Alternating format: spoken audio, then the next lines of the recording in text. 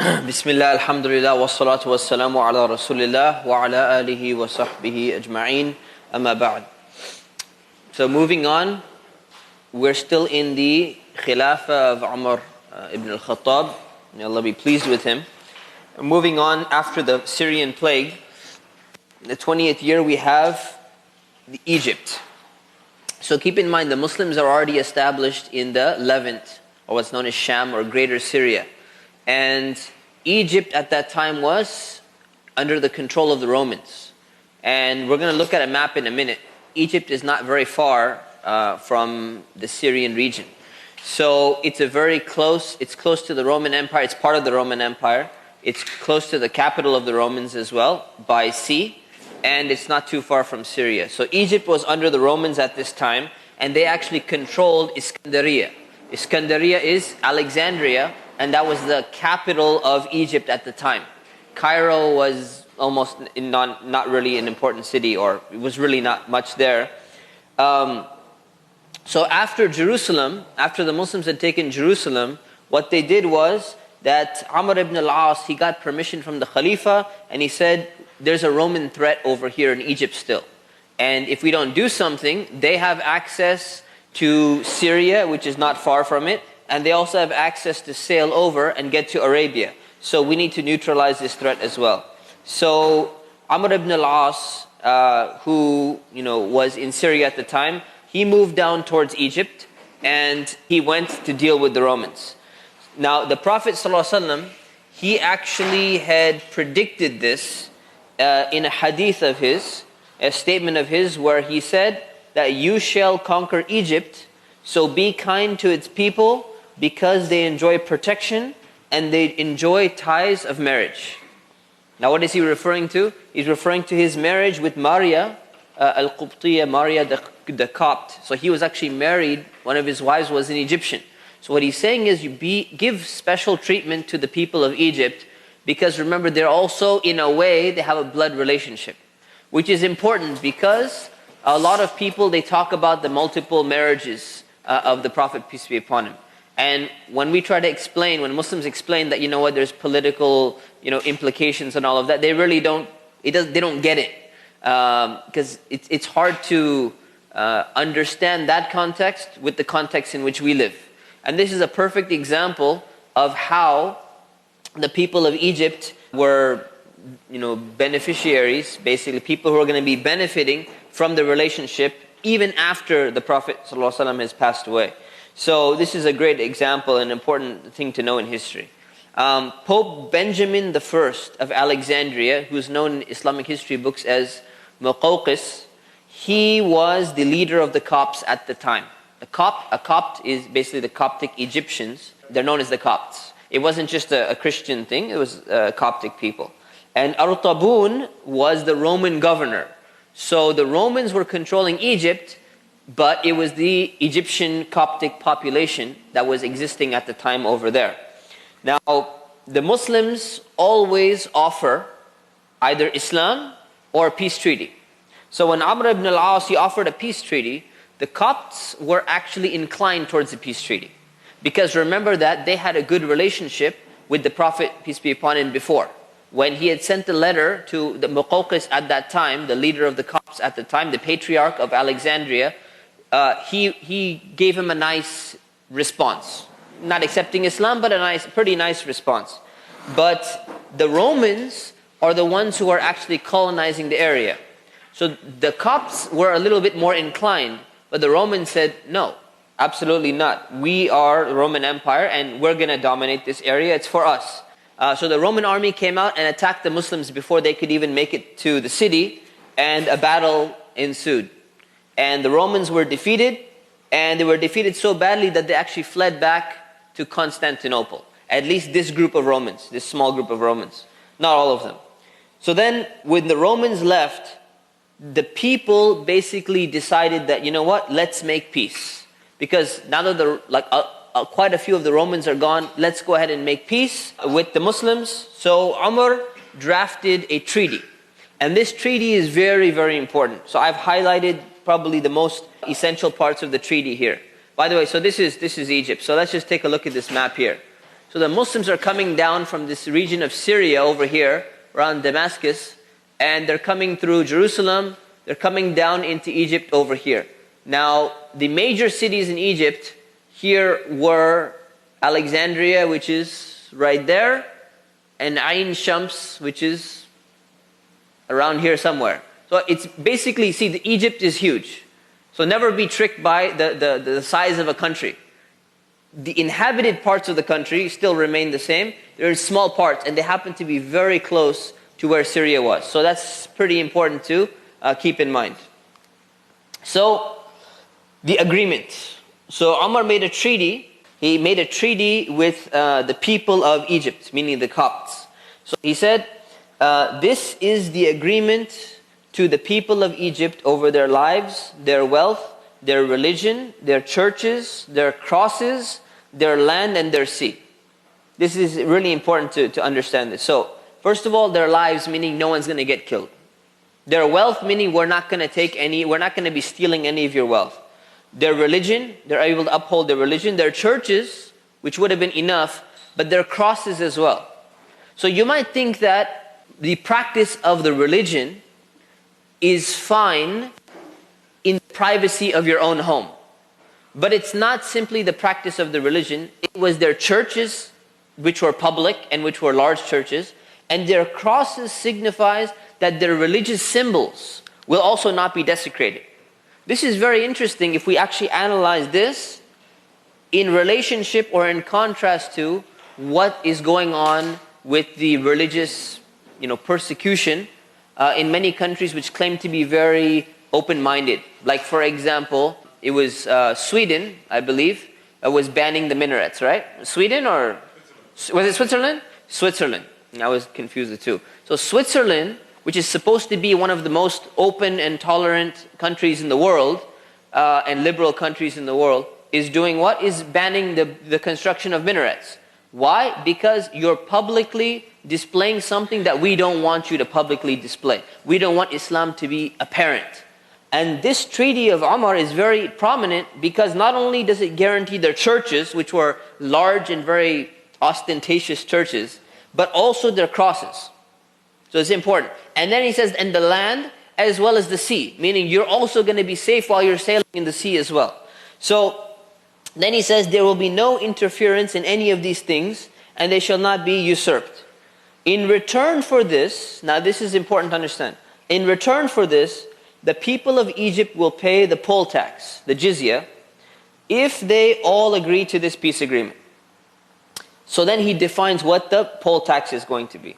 He said, if the river Nile reaches its limit, and the Nile River is one of the largest rivers in the world. It's a very important river, and that's why Egypt has always had several civilizations inhabiting that region because of the Nile River and how it can grow a lot of. It's a very fertile region because of the river. So it's a very important part of the land. So he says, if the river Nile reaches its limit, meaning that there's a lot of water, it's very high, it's watering the crops very well, there's going to be a full harvest and a lot of produce is going to come out of the land. Then the tax will be 50 million dirhams. Right? So that number looks huge. Like 50 million dirhams, that's crazy. But at the same time, first of all, look at how many people are in Egypt and look how much produce is going to be produced by the Nile. So if you were to actually take the population of Egypt at the time, all the different cities and everything, because this is an agreement for all the Egyptians, some estimates have 10 million people. I have actually not seen anything less, but I'm kind of assuming it's definitely in the several million. So we're talking about per year 5 to 10 dirhams per person.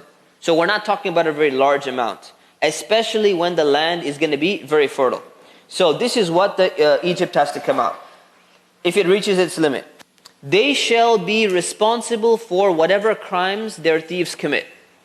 So this is also very important because, by the way, so on the river, by the way, so if the river is not going to be producing enough crops, then the tax is not going to be the same.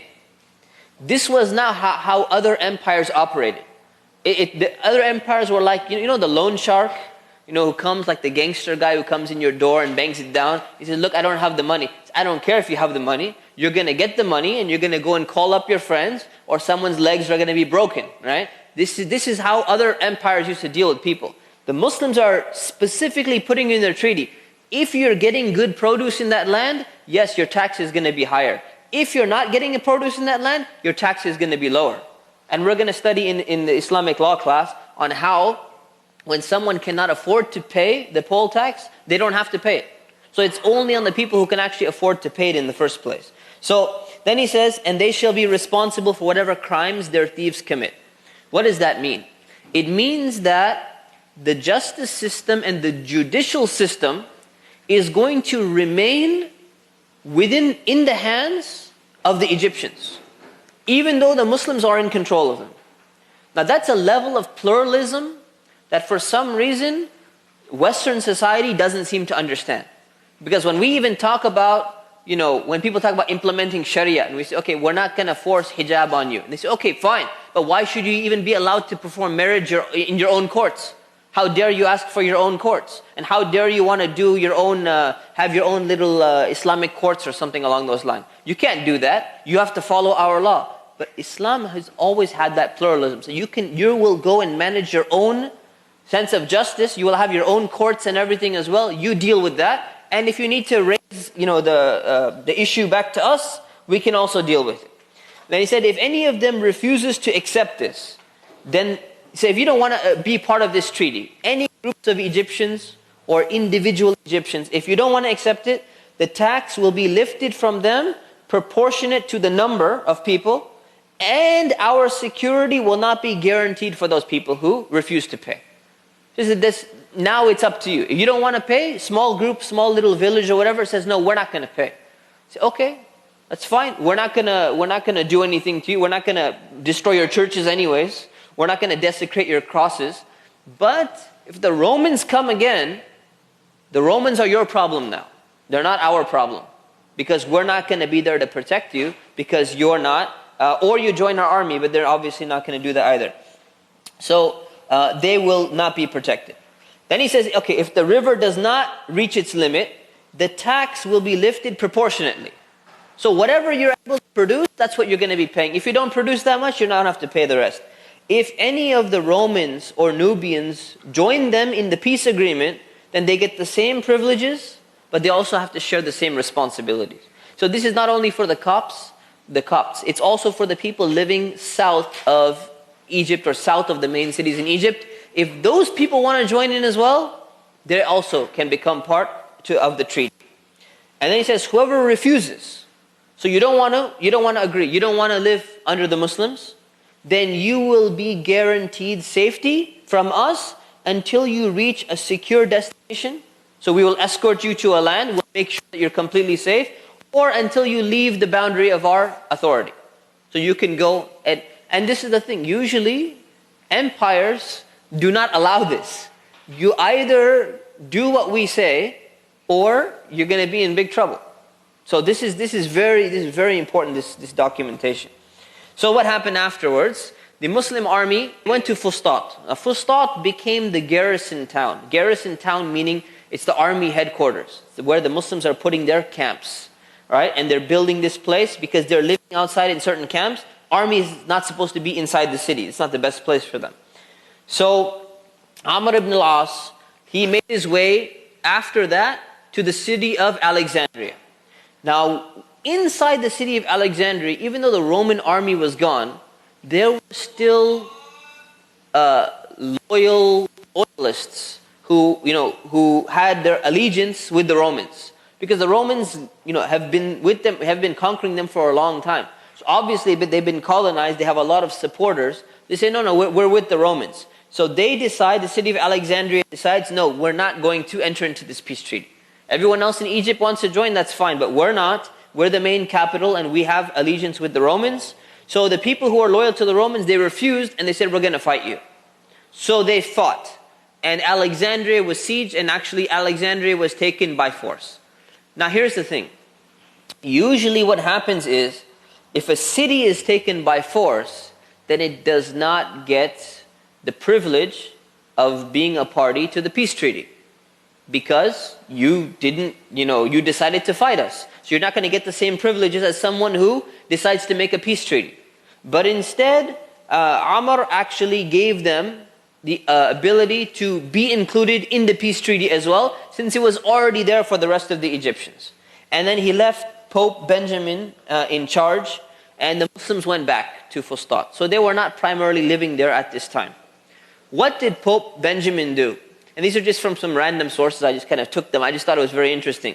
So Pope Benjamin, he's this very important figure in the church. He's considered to be a saint, very pious figure. And he was one of these uniting figures. So he started restoring the churches which had been damaged. Now the thing is, that it means that they've been damaged over time. So that means it shows you what the Egyptian Christians were going through while living under the Roman Empire. And there's a lot more analysis. I'm not going to go into too much detail, but you have to understand that Roman Christianity was not the same as Egyptian Christianity. And these two groups have been fighting for a very, very long time. And they don't get along at all. So there's been a lot of division. So the Romans actually used to suppress the freedom of the other Christians in Egypt. And that's why they welcome Muslim rule so much, because the Muslims allowed them to practice their own sect or their own form of Christianity, the Coptic Christians. So this Pope, he begins, this is a Coptic Pope, by the way, not the Roman Pope. So this Pope, he begins to restore some of the churches which were damaged, and he tries to unite the different Christian groups because they were divided. The Melkites and the Copts and the different people, they had been divided under the Romans because of their influence. So now he's trying to bring them back together, and they're trying to reestablish themselves. After the conquest of Alexandria, and when the Muslims are in control of Egypt, Heraclius, Roman emperor, right? So Heraclius dies. Okay, now there's different stories on how he died. Some people say he just died.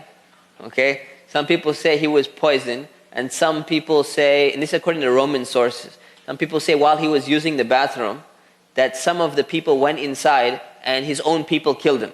Because just take a look at his legacy here, right? He lost the entire region of Syria, Palestine, Jordan, Lebanon to the Muslims.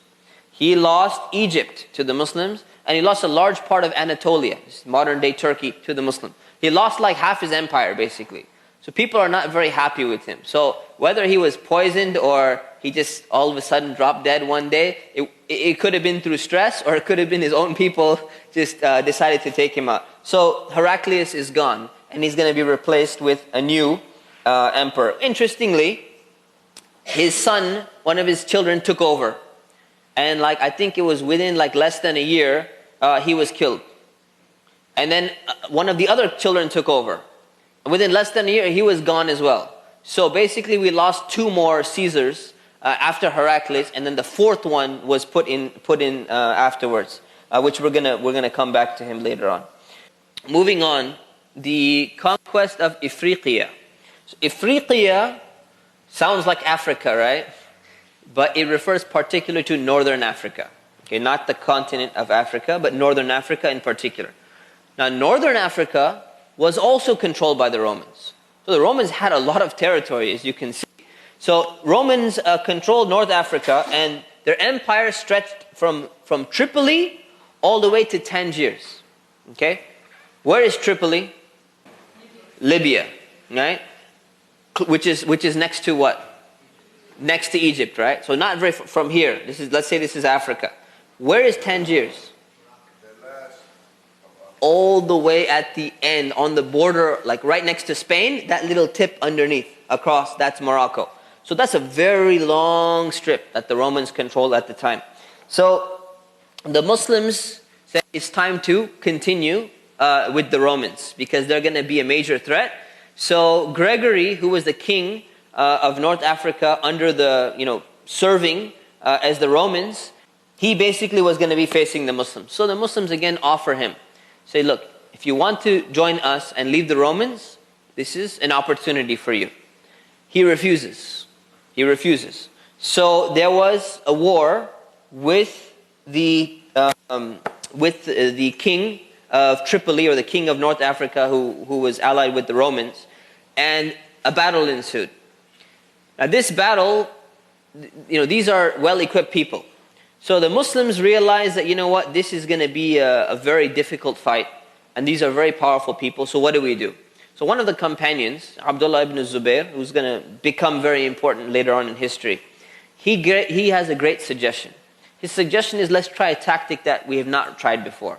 What we're going to do is we're going to split the army into two groups. One of them is going to be sleeping, while the other one is going to be fighting. Half of the army is going to fight, and half of the army is going to be sleeping. Usually you want the entire army on the battlefield. So this time, half the army fights, other half the army will be sleeping.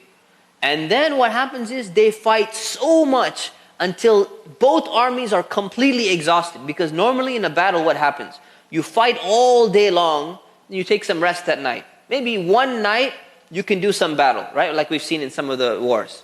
But here they said they're going to fight as much as possible until both armies are just completely exhausted, have no energy left. And then that half of that Muslim army will go back, and the fresh army will go in without them even knowing that there's a backup army, and they'll go in and fight. Even though they're a very small army, they're going to be refreshed completely. And this basically finished off the battle for them. Because these are all different tactics that are being used. So this is a new tactic, and they basically finished them off. So they retreated the same day, and that battle was over. So now the Muslims, for now, are actually controlling Egypt, as well as Tripoli and other parts going into northern Africa. Okay? So that's in terms of what's going on in Africa, Egypt and Africa. Now let's move back to Iraq. So what is happening in Iraq? All right, so here's the map. So we got, what is this area right here? Egypt. This is? Okay, it's Libya. So we're talking about Muslims being all the way around this area, if not further. Okay, so this is a very long strip.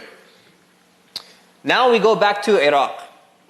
So a very, very important battle, and this is important in world history. This battle is studied as well. It's called the Battle of Nahawand. This battle basically put an end to the Persians. The Persian Empire is finished. So what we call the Sassanid Empire ceased to exist basically after this battle is over. So this is a really important one, and you need to remember its name as well. So remember, Madain, the capital of the Persian Empire, they already ran away. Yazdajir, the Persian emperor, after leaving the capital, he fled all the way east to the area of basically Afghanistan. So this guy basically, keep in mind, where is Madain? It's in Iraq region. To the east of Madain is the whole area of modern day Iran, what we call Iran, which is a large piece of land. Persia, but we call Iran now. So basically, this guy fled through the entire country, crossed it all the way, and made it all the way to Afghanistan. That's how scared this guy basically was, and said, we're going all the way back. And now the Persian Empire is headquarters all the way in the east. Okay, because they're really, really scared of the Muslims. And what Yazdajir does, is he starts going and taking the cities over there. He starts rallying the cities, and some of the cities over there, he starts taking them and starts building up a really large army. And keep in mind, Yazdajir, we're not going to talk too much about him, but this guy was put into power when he was 8 years old. Okay, so he's a young guy. Okay, he's like in his 20s right now. Okay, so you can imagine what's going through his mind. He has this glory that he needs to uphold, because all the emperors before him were, great leaders or powerful leaders. So he goes and collects this huge army from all the different cities that he could, muster up, and he sends them to a place called Nahawand. Okay, and we're going to see that where it is. So basically, he's basically saying, you know what? Now that I've got all the cities in this eastern region, the remaining parts of Persia, we're going to basically throw everything we have at them. This is the last battle. Either it's going to be successful or it's not going to be successful. So they throw basically everything that the Persians put everything that they have. While this was going on, remember Sa'd ibn Abi Waqqas, right? He was the leader of the army at this time. Because he was the one who fought in the previous battle, very important battle. What was it called? Al-Qadisiyah. Alright, so he was the hero on that day. He was the general. So Sa'd ibn Abi Waqqas, very important figure. But now this battle is about to take place. Sa'd ibn Abi Waqqas is needed in Nahawan to go and fight this battle. But what happened is that some of the people of Kufa, they were complaining about Sa'd. And they said, he's not being just. He's causing, he's not fair with the people. Because he's also the governor as well as head of the army. So they're complaining and they say, he's not fair and he's this and he's that. So what does Umar do? Umar had the option that, you know what? We don't got time for this. The Persian Empire is basically throwing everything it has at us. Right? We need Sa'd there to go and make sure that he deals with the Persians properly. But for Umar, what was priority? For Umar, people are replaceable. We don't need one particular person. That was his understanding. So he said basically that Sa'd needs to come back to Medina. And by the way, last time I mentioned that Umar didn't make the statement about Khalid ibn al-Walid, removing him because of his people relying on him or thinking that the victories come from him. That actually was his statement. So I got corrected, alhamdulillah. Somebody sent me the source, so it's there. So he did say that actually. So from Umar's perspective, he said the people don't matter. Right? For him, it's like it's the holistic picture. Not one guy or two guys going to make a difference. So Sa'd doesn't matter if he's in power. So he calls Sa'd back while the army is going to Nahawan, and he says, we need to investigate this case. If you're being unjust to your people, then you're a problem. And we don't want you to be there in power. We don't need you as part of the army. So they investigated in detail, and it turned out Sa'd ibn Abi Waqqas was actually innocent. And even though he was innocent, what did Umar do? Umar said, you know what, I don't like the idea of people complaining against you. And even though you're innocent, you didn't do anything wrong, you go back there, they're still going to keep complaining against you. So it's better that we not have somebody who the people actually don't like. So he removed him as governor. He got rid of him and he replaced him with Nu'man ibn Muqarrin as the new governor of the city, and he's also going to be leading the Muslim army. No, not of Nahawan. Governor of Kufa. So Nu'man ibn Muqarrin, he's the governor now, and he's going to be leading the army. So they go and they get dispatched to Nahawan from Kufa. Remember, Kufa is it's a military city. That's where the army is residing. Kufa and Basra. So Kufa sends out an army, and they're probably reinforced with some reinforcements from behind them. What did the Persians do? The Persians had prepared very well at Nahawan. So they set about putting caltrops all over the city, building trenches, fortifying the city. They were prepared with defensive measures. Remember we talked about caltrops, right? So it's very dangerous. So they had prepared really, really well. And they said, we're ready for a long battle. There's no way you're going to mess with us. So when the Muslims got to Nahawan, they realized that this is going to take a very long time, and it's very tough. With all the preparation and technology that they've used, this battle is not going to be good for us. So they said, we need to try a new tactic. Let's try and figure out some plan. These strategy is very important. So they're trying to figure out some kind of strategy, and then they decide what we're going to do is we're going to take the real army, the major part of the army, and leave it several miles back from Nahawan so that they cannot see, and we send a small part of the army in the front to go and face them. And what's going to happen is they're going to see this little tiny Muslim army came. They're already small anyways, but such a smaller army that we can take them, right? We can take them.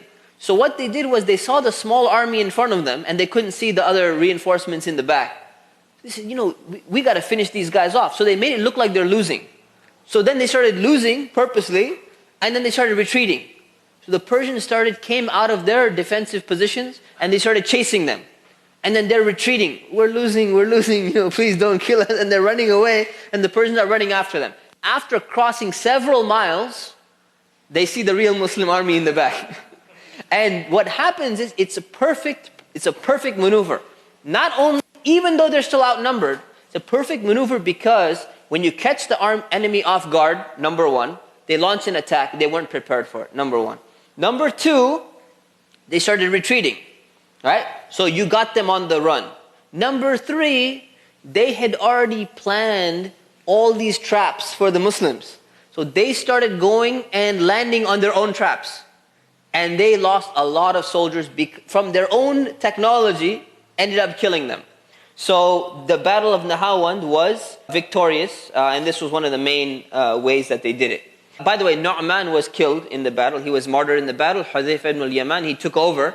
So it means that this was not some easy battle, right? Because if the leader of the army is killed, it means that this was a very fierce battle. This was not something that was a piece of cake. So it was tough. But Hudhayfah took over, and this victory basically ended Persian power in the entire region. The Persians are pretty much, the Persian Empire is over. So when you go, you even study like Sassanid Persian history, there is no Persian emperor after Yazdijir. He's the last one and it's finished, right? Last thing that's important here is that the cities in the region, as soon as they heard about the Muslims being victorious at Nahawand, they all sent letters to go and make peace with the Muslims. So it shows it's very important to understand the importance of power in a region when we try to contextualize warfare and when we try to contextualize treaties. Because people, like I mentioned this before, and I'm going to mention a few more times, people have this idealistic pacifist view nowadays about, there should be no war, or there should be no this, and why can't we all just get along? In some regions or sometimes that might work, and it's probably the best option. But if you don't understand the political realities of how people deal with different powers and empires and political pressure and all of that, then you're not going to be able to understand history correctly. And the same thing, you're not going to be able to understand the modern world correctly. If you don't understand, for example, what the IMF, what kind of power it has, or what kind of pressure it puts on other countries from the United Nations, you're not going to be able to understand or contextualize why such and such country is never going to be able to come up and it's staying, a fourth world country, quote unquote. So it's very important to understand these things. Basically, Persia was almost done here. The Muslims, after they were done, basically you just move forward and just take the rest of the cities. So they moved north and they moved east. So they took Hamdan, they took Ray, they took Tabaristan, Jurjan, Isfahan, Tabriz, which is in the north, Azerbaijan, the region of Azerbaijan at this time, and Armenia as well. Because this was all, except Armenia, this was all Persian territory. And Armenia was Roman territory. So basically all of these things, by removing this, it opens the path for everything else. So most of these cities actually made peace with the Muslims. Okay? So it shows you something. So that's why people have this understanding is that, well, why aren't they just spreading the message of Islam somehow? This is very important to understand the concept of jihad. In a nutshell, jihad or political warfare is basically designed to break the barrier between the people or the leaders and the message of Islam. So my teacher explained it in a very nice way. He said, these are the people of the city, okay? And these are the leaders, right? They're leaders which will not allow the message of Islam to ever get through to them, either due to propaganda or due to the fact that you can't just send letters. There's no missionary movements walking into cities. So what these battles are primarily designed to do, when it comes to the context of spreading the message of Islam, is designed to destroy this barrier. And once the barrier is done, then the message of Islam can actually be open. So that's pretty much what it's there in terms of the spreading the message aspect. So then, as soon as this battle was over and all these other regions were taken, Umar gave a lecture. And Umar gave a very interesting lecture. He said to the Muslims in Medina, he said, the empire of the Magians, the Majus, fire worshippers, Persians, the empire of the Magians has vanished on this day, and they will not possess any land to injure the Muslims from anymore. So they're finished, and now they're not going to be able to harm us anymore. Allah has appointed you as leaders over the Magians, and their land and their wealth and their properties, in order to test you to see how you deal with these people. Very important lecture. Not a celebration, not yes, let's pray and let's have a we're the rulers now. No. This is a test to see how you deal with them. And then he said, "O Muslims, keep in mind to not change your way of life." What was their way of life? Their way of life was 100% according to Islam. Very simple, and everything was Islam for them. These are the companions. It says, do not change your way of life, otherwise Allah will take the power away from you and He will give it to others. This is the way things change. And that's why we began this course with that one verse from the Quran. This is how Allah changes things between nations. Right? He changes days with other days. This is exactly what Umar was talking about. So let's take a look at some of the accomplishments of Umar ibn al-Khattab. In terms of so we talk a lot about expansion and battles and all of that. Let's talk about his civilizational accomplishments. First of all, Umar as a person, as a leader, set a very good example. He ate very simple food. He ate very simple clothing. And in fact, his clothing used to have patches on him. So we talked about that. When he entered Jerusalem, people could not even recognize that he's the Khalifa, that he's the leader of the entire Muslim empire. He ate simple food, so much that there was a famine that took place in the Hijaz. Hijaz is like Western Arabia, Mecca, Medina, Ta'if, these areas. There was a famine. And he said, during the famine time, I will not eat any butter, I will not eat any milk, because the people in the famine, they're not going to be getting this type of food. So if the people are going to be suffering, I'm going to be eating the same thing that the other people are eating. This was the type of leader that he was while there was a famine going on. He wore simple clothing, he had patches. That's despite, so it's easy to wear simple clothing. But when you have, and we talked about the carpet that they got from Madain and the jewels and all that, when you got all of that pouring into Medina, because 1/5 of it has to come back to the capital, has to come back to for the Muslim state. So they could use whatever they want. You can say, you know what, I'm Khalifa, I need to do this, I need to do that, it's kind of important. He kept everything very, very simple with all these luxuries coming in. But the Persians were very luxurious people at that time. Such a situation that one time people are waiting outside Umar's house because he needs to give the khutbah for Jummah prayer, for Friday prayer. And he's not coming out. And at this time they did not have a reputation for being late or anything. So they say something is wrong. Umar is not coming out. So what's going on? And then later on he came out, and they realized that, the reason why the guy didn't come out was because he only has one pair of clothes. And he wanted to wash it on Friday. And he was wearing his pajamas, basically. So he washed his clothes and he was waiting for his clothes to dry. And he probably assumed that it was going to be like a nice warm day. Maybe there was some, cloudy overcast. The clothes didn't dry in time. So he's like, the clothes have to dry. I'm going to get sick if I just come out. So he was waiting for his one pair of clothes to dry before he could come out and give the khutbah. It shows you what kind of person he was. And we're going to have a separate class discussing more of his life. His civilizational accomplishments. He learned about building windmills and other technology in Persia. So he wanted those things built. So he actually tried to have windmills built in Medina as well as in other cities. They started digging canals. They started digging wells. So for example, keep in mind, they established cities.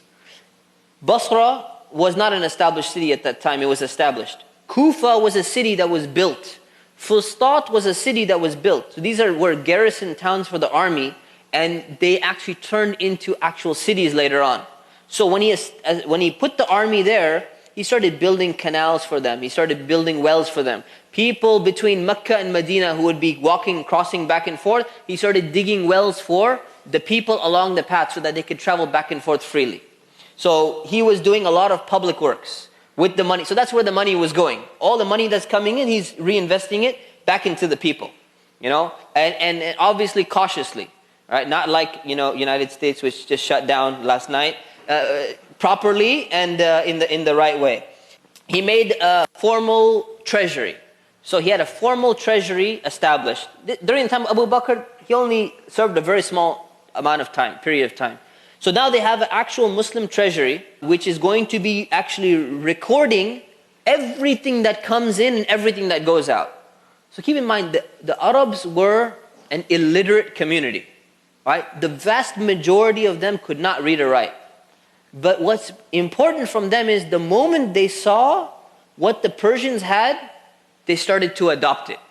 And you don't see, even Umar was one of the strictest of people when it came to imitating disbelievers, right? He was the one who started criticizing some of the companions and said, why are you dressing like them? What is this luxuriousness, right? But when it came to things that were needed, he didn't say these windmills, oh, this is, Persian, Persian disbelievers, not needed. Or these, all this writing, all these things down, we don't need this. But when it came to organization and strategy and technology and everything, he was the first one to start adopting all these things. So he developed a system known as the Diwan system, which basically keeps records of everything. Now, who was working in the record keeping? Mainly, who was working there? What kind of people? The Persians. The Arabs can't write. Most of them, they can't read or write, so they can't even do this stuff yet. They're still getting there. So they started employing the Persians to actually go and do all of this for them, right? But it was their initiative. Yeah. Writing was in Arabic. Yeah. Maybe they had some Persian, but yeah, they were definitely writing it. They were maintaining their language at this point in time. Right? Persian did not become adopted by the Muslims at this point in time. They adopted it later on in history. Soldiers and public officials for the first time actually had a fixed salary. So before, if you look at the time of the Prophet, peace be upon him, everything was basically soldiers get spoils of war. That's it. If you're victorious, you're gonna get your salary, and if you're not victorious, either you're gonna die or you're gonna lose everything. That's just the way it was. So everything was based on a charity system, donation system, and all that. This is important because sometimes when you read the statements of the Prophet, the ahadith and all of that, we see that the system seems to be very loose in the sense that everything is built on charity and it's not fully organized yet because it was just developing itself. And a lot of it developed under the period of Umar because he was willing to appropriate all of this technology and all of these organizational systems into the Muslim culture as well. So people received fixed salaries and all of that. He instituted minting coins because at that time all the coins basically were from the Romans and from the Persians. So even the coins and the currency that the Arabs used to use in the time of the Prophet were coming from the Romans and the Persians. They had gold dinar coins and silver dirham coins. So they said, okay, now they were still using these, but now it's time to start getting some of our own coins. And it's not at a major scale yet, but it increases later on. He set up postal services. Something the Arabs, didn't even have at that time. They were using primitive tech systems like the camel guy goes and you get a messenger for the main leader. But he set up a postal system where people could actually send letters back and forth. Now there's a benefit to that, huge benefit for communication, but we're going to see how that can also become problematic by the end of the class. He set the Muslim calendar. So when we say AH after Hijrah, right? That was actually set by Umar. So they had to make a decision. And they had to decide, what are we going to do? We need to actually have a calendar where we date events. Because the Arabs at that time, they used to date events based upon important events that took place. So they say, in the year of the flood, this and this event happened. In the year of the elephant, when it tried to attack Mecca, this and this happened. And in the year where that guy was born, this other guy was born. You can't keep a calendar like that. And that's one of the reasons why the dating of people's ages, like ages of some of the companions or ages of some early events is not, really that accurate because they didn't used to keep dates in so much detail. But afterwards they realized we can't continue like this. And this is a precedent that they're learning from the Prophet, peace be upon him. Because the Prophet, peace be upon him, was told that you can't just send a bunch of letters to all these world leaders without having a special seal on it. Remember in the last class? So he got this ring made where he would put his special seal. So he took the advice, says, you have to adapt. You can't just be writing a normal letter, otherwise they're not going to read it. So they started doing that. So they realized. So they needed a calendar system. They needed a year. So they had to choose. And they had a few options. One of the choices was, we date our calendar from the birth of the Prophet. Second option was, we date our calendar from the beginning of the revelation. The third option was, we date our calendar from the migration. The question is, why did they choose the migration? What's one of the wisdom? They could have dated from the birth of the Prophet. They said, okay, they're probably thinking, birth of the Prophet, okay, he's the most important figure. He's this, he's that, and everything. Starting of revelation, that's a really good argument. Right? When the revelation started, the first revelation of the Quran, that would make a very good point to show that, look, this was before revelation, this was after revelation. They chose the migration, they chose the hijrah to Medina because the calendar is a societal or civilizational way of measuring things. And Muslim civilization didn't begin until they actually migrated to Medina. So this makes the most sense in the context of the calendar. Right? So they considered all these possibilities. Right? Someone can say, well, that's not a purely religious event, we should have started with the revelation. They were thinking along the lines of, this is not 100% religious, it's religious and also mixed with our political system. So they decided the calendar at that time. Umar expanded the courtyard of the masjid around the Kaaba. So the Kaaba was actually expanded as well, which means what? It means that, it's a very important observation to try to learn to connect the dots here. It means that the Muslim population was growing. The reason that's obvious for a lot of Muslims, we don't have any non-Muslims in the class, although, I welcome them to come. This class is open for non-Muslims.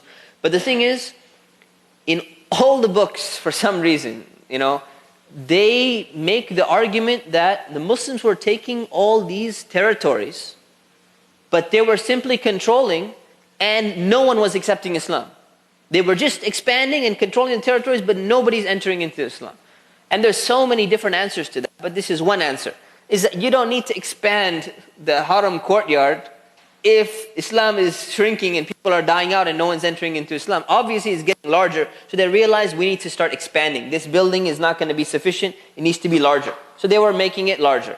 Umar was the first to document the measurement of land. So they started surveying land. And we saw that when we talked about the building of Basra and Kufa as cities. They actually got Arabs before that, they couldn't tell you how big Mecca or Medina was. They didn't know how to measure. They knew how to measure basic stuff, but they weren't like mapping out cities or something like that. So now Muslims are moving to a completely different level of sophistication. So land was introduced. A census system was actually set up, such that you would actually find out how many people are living in this area and how many Persians are there and how many this people are there, how many Muslims are there, how many soldiers are there. So census system was set up. A prison system was set up. Now this is pretty important because a lot of people, they think that the punishments in Islam, especially if you study Islamic law, you think that the punishments of Islam are only like 4. There's the chopping of the hand, and then there's whipping, and then there's killing, and then there's nothing else besides that. Okay, no, those are the specific fixed punishments for the worst crimes. They're the worst crimes. What about all the other smaller crimes? That's not the only type of crimes that people commit. So many other crimes that people can commit. So what do you do? At that time, there was no real concept of the whole prison system. You got to do something, because at that time in Arabia, it was a clan tribal system, right? Clan-based, tribal-based system. So the tribe would be dealing with everything, and when things didn't work out with the clan and the clan, they would just go to war. Or if they didn't, their clan would put them in check. Or the clan would demand the other clan make sure that this guy is going to be taken care of. It worked in a small tribal society. It's not going to work in all these cities. So they said, we need to adapt. So they came up with the prison system. And so the prison system, we're not going to talk about it in detail, but they came up with the idea that what do you do with these prisoners? What do you do with people who are committing crimes? Well, you can detain them for a period of time. So among the people who were detained, just to give you an example, if somebody doesn't pay back their loan, right, and they have the money, but they're not going to pay it back, what do you do with them? Right? In America, you can declare bankruptcy or nothing's going to happen. Here, in Islamic world, you would detain them until they actually pay, or you make them pay. Right? So this is an example of someone who would actually be going to prison, for example, and they're going to stay there. Police department was established. Intelligence service was established. Not like, NSA or something like that, but something, pretty fair, what they were looking at. He even made special allowance for poor non-Muslims. The question is, why do you have to have a special stipend or a special allowance just for non-Muslims? Why? What about the Muslims? The Muslims get zakah, but the non-Muslims don't get zakah. So what are we going to do with the non-Muslims? The non-Muslims had this welfare type of system, because the Muslims are paying in zakah and the zakah is going back to the poor Muslims. But it doesn't mean that he just left the non-Muslims, because see, the non-Muslims should ideally be taking care of their own people. But he realized that they were not. So what do? It's also the Muslim state's responsibility to take care of the non-Muslims that's living, the non-Muslim citizens that's living under them. So he made sure that they were also taken care of. Now these are all the great accomplishments, but these things never last forever. So one day there was a Persian prisoner of war who became a slave from the Battle of Nahawand. Now this is a little bit interesting in terms of understanding the concept of slavery and why it remained. I'm not going to talk too much about it in this class, but in another class. But basically, when the army is defeated, people will be absorbed back into the community as prisoners of war. But what do you do with them? You can't just leave them in jail the whole time. So to reintegrate them back into society, they go into basically this category of indentured servitude, to be reintegrated back.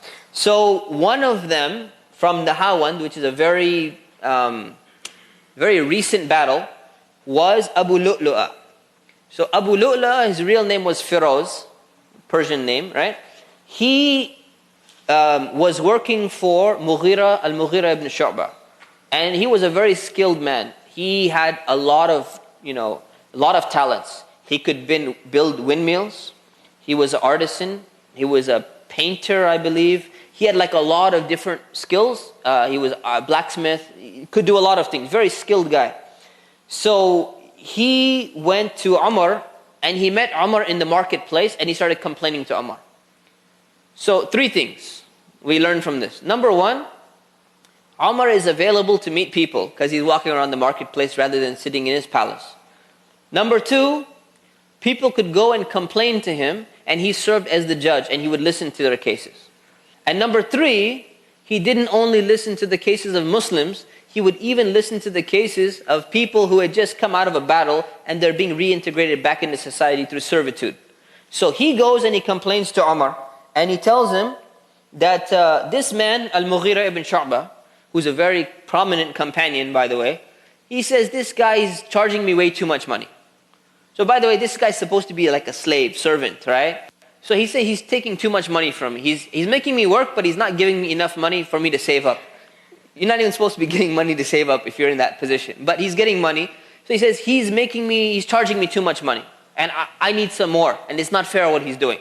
So Umar asked him, so what do you do for a living? What do you like, he said, how much is he taking from you? And he told him how much he takes. He said, okay, so what do you do for a living? He said, oh, me? I can do this and I can do this. I got skills this way. I can build windmill. I can do so many things. He said, if that's your profession, you're that skilled, that means you make a lot of money. This is not so much that he's asking from you. This is fair, and I don't think there's a problem with it. So Abu Lu'lu'a got really upset. And keep in mind, this is not the only issue that he's actually upset with. Anyone who's been defeated in a battle, right, who's been absorbed in the community, who's coming back, and now he's in the city of Medina, obviously he's got a grudge against the Muslims still. So he decides to kill Umar. He decides to assassinate Umar. So what does he do? The next morning, just immediately after this, the next morning at Fajr prayer, he goes and he stands in the first line. Now keep in mind, this is not even a Muslim. This guy who's not even accepted Islam. Right? So he goes and he stands in the first line, pretends as if he's praying. Which shows you that the Muslims were, anyone can, okay, alhamdulillah, the guy wants to join the line, go ahead, join the line and pray. So he goes, as soon as Umar starts the prayer, he takes out his dagger. Some people say it was poison, some others say it was not poison. Either way, he goes and he stabs Umar a bunch of times. And Umar falls down on the floor. So this guy, as soon as he stabbed Umar, then he realizes, okay, now I gotta run. So he starts trying to run, and while he's going out, everyone's in the middle of their prayer. And keep in mind, there's no microphones, right? So people don't maybe understand what's happening. Maybe some people were closing their eyes. Just the other day, if you were here, I think some of you were here. The other day, Sheikh Faqih, he realized, he didn't have wudu. And my eyes were closed, to be honest with you. I was wondering, what's taking this guy so long? He's not starting the prayer. As soon as I open my eyes, I see him grab my hand, So he'd walked all the way from over here. I didn't even realize what was going on. Now imagine that scenario, right? People in the back rows, no microphones. They have no idea what's going on. Umar probably didn't even yell out very loud because he's a tough guy, right? He's a strong guy. So he fell down on the floor. Abu Lu'lu' comes out. While he's walking out, he starts stabbing everyone else. So he's stabbing a bunch of other people trying to escape. So one guy comes and realizes what's going on. So he grabs like either his jacket or some kind of cloak or something, and he just throws it on top of him. Because you don't go to prayer armed. You don't have your weapons on you. So this guy knew the best time to attack the Muslims. So one guy throws like a sheet on him. So the guy realizes that, okay, I'm stuck. All the people surround him. So the guy kills himself. He kills him like a suicide bomber, basically. He kills him, or what those snipers that go shoot up schools and stuff. So he basically ends up killing himself. So now Umar later on is basically dying. Okay, he's extremely injured. So the first question that he has is, I want to know who killed me. Because he wasn't paying attention. He was in the middle of prayer. It was just about to starting the prayer. So he said, I want to know who killed me. Just tell me, was it a Muslim or not? He said, it was that Persian guy who was arguing with you in the marketplace. He said, alhamdulillah. At least a Muslim did not kill me. That's all that matters for him. Not that he's dying for now. Because for him, he realized his responsibility as Khalifa is so important. He needs to make sure the Muslim community is going to be united. And he said, if a Muslim killed me, this is going to be a huge problem. But if it's not a Muslim, then we're okay. I'm only going to die. At least everything's going to be okay for the rest of the Muslims. So then they brought a physician. Right? And remember, keep in mind, now they had taken the Persian Empire. So the Persians were quite advanced in medicine. So they probably brought in, a physician who was trained under, the Persians or whatever. And they brought him and they told him, check Umar, see if we can, save his life. So he went to test him. And some reports mention different type of drinks. So they say one thing, said, I want you to drink this, nabidh. Nabidh is like a drink made of dates. It's like a fruit drink. So some stuff started coming out. But the doctor is trying to figure out, is this pus coming out of the wound? Or is this the drink coming out of the wound? So he said, this is not going to work because it could be pus. It almost looks like it's pus. You can't tell. So he says, drink some milk. So when they drank milk, he saw that clearly white stuff is coming out. It's not going to be white pus. So the milk is coming out. He said, this guy is not going to survive. There's nothing we can do for him. So tell him to write his final will. This is the time where he needs to start preparing and just tell him to get ready to die. So then Umar is deciding. He has a very important decision to make. He either can follow the way of the Prophet and not appoint any successor. Or he can follow the way of Abu Bakr and appoint one specific person. So he made a statement. He thought about it and he said, you know what? If Salim, the former slave of Abu Hudhayfa, or Abu Ubaidah ibn al-Jarrah, if one of them were alive, I would have made them my successor. I would have appointed somebody. Now what's really interesting about this is both of them had died. Both of them had passed away. But Salim is a former slave. So if Salim was alive, he would have actually become the Khalifa, and you would have a guy who just came out of slavery who's becoming the Khalifa of the Muslim Ummah at that time. But it was not meant to be. It was not meant to be. But it shows you the fairness that Umar had. There was no discrimination. All right? And to show you more lack of discrimination, because again, Orientalists just bother me for some reason very much when I read their books. They keep making this argument that in the early period of Islam, the Arabs still had this Arab nationalism thing, right? And he says, even these early companions, they also had it. And they used to always keep the foreigners under them, and it was all about Arabs this and Arabs that, which it doesn't make sense at all, because we've seen examples of the Persians getting control of Yemen under the Prophet and maintaining control even during the time of Abu Bakr and all of that. But this, I think, is a great example that Umar decided, I'm going to select a council of 6 people, kind of like a preliminary to democracy, you can say, a limited democracy, and they're going to select among themselves who's going to be the leader. And then he said, in the meantime, while they're deciding, it's going to take some time, while they're deciding who's going to be in charge, Suhaib al-Rumi is going to lead the prayers, and he's going to be the acting Khalifa until they decide who's going to be the Khalifa. This is very significant because Suhaib al-Rumi is of what background? Persian, who grew up in Rome because he became a slave. And then he made it to Mecca. So we're talking about number 1, a slave. Number 2, a double foreigner, right? Double foreigner coming from 2 empires which the Muslims just were fighting, right? Number 4 is that he's leading the prayers. We're talking about an Ajami, a foreigner who does not speak fluent Arabic like the other Arabs, is chosen by Umar to lead the prayers. This is very important because a lot of people, they always talk about Arabs, no one who's Ajam, because remember the old term for Ajam, it means somebody who's dumb. Dumb meaning he can't express himself because he doesn't have the language. So no one who's a non-Arab can pronounce, the Arab correctly like us or something. And Umar, and this is my Sheikh Akram Nadwi, he makes this an interesting point. And he says people today complain and there's this Arab nationalism sometimes, shows its head again. And he says, people sometimes complain, why is this guy going to lead? He's not Arab. Or why is this person going to lead? They're not proper Arab, And he says, Umar appointed Suhaib al-Rumi to lead the prayers over all the people at this time. What does that signify?